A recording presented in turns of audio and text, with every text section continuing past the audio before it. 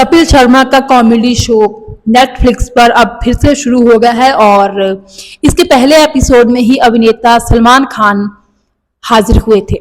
लेकिन पहले एपिसोड ने ही दर्शकों को बहुत ज़्यादा निराश किया है। दर्शकों ने जैसी उम्मीद की थी कपिल शर्मा से कि अलग तरह की कॉमेडी लेकर आएंगे, अलग तरह का कुछ होगा उनके शो में, वैसा कुछ भी नहीं आया है।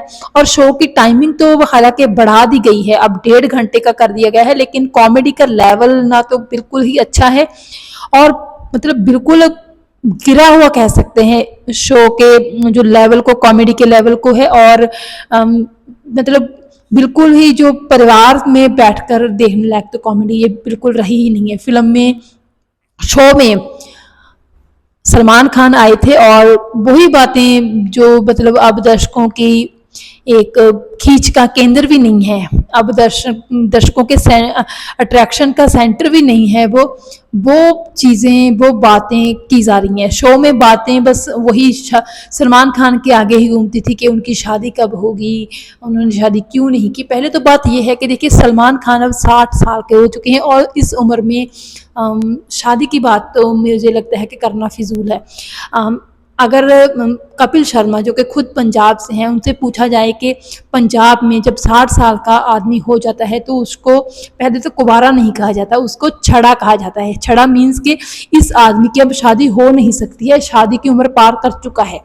तो ऐसे में सलमान खान की शादी को ही मुद्दा क्यों बनाया गया है?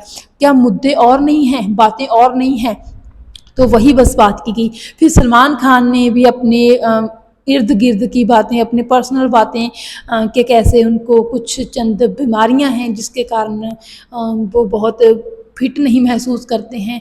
फिर उन्होंने अपने भाई सुहेल खान की शादी के बारे में भी मजाक उड़ाया कि उनकी बीवी भाग गई हैं। तो ऐसी चीज़ें जिसको वो कॉमेडी का नाम देते हैं, तो ऐसी चीज़ें अब कपिल शर्मा के शो में होने लगी हैं। कुछ नयापन नहीं था, कुछ भी बिल्कुल नहीं था और कॉमेडी के नाम पर तो बिल्कुल ही मतलब बेअसर सी बातें थी। पता नहीं किस आधार पर दर्शकों से ये उम्मीद करते हैं कि दर्शक कॉमेडी देखकर हंसेंगे।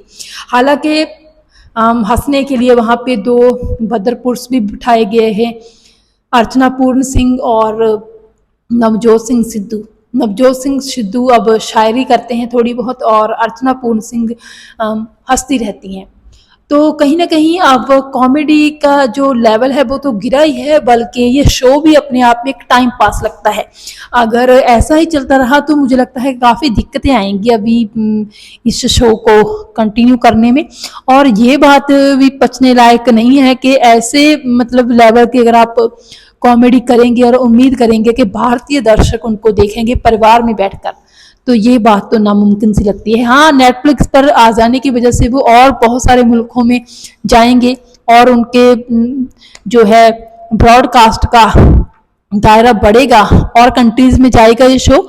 लेकिन भारतीय दर्शक इस तरह की कॉमेडी को अपने घर पे बैठकर देखना पसंद नहीं करेंगे, ये बात तो पक्की है।